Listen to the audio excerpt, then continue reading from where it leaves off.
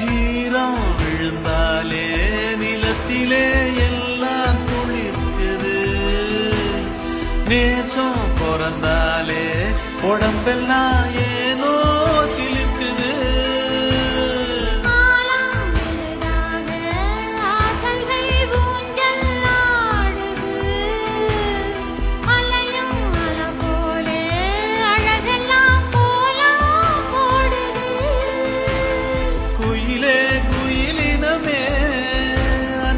இசையா கூதம்மா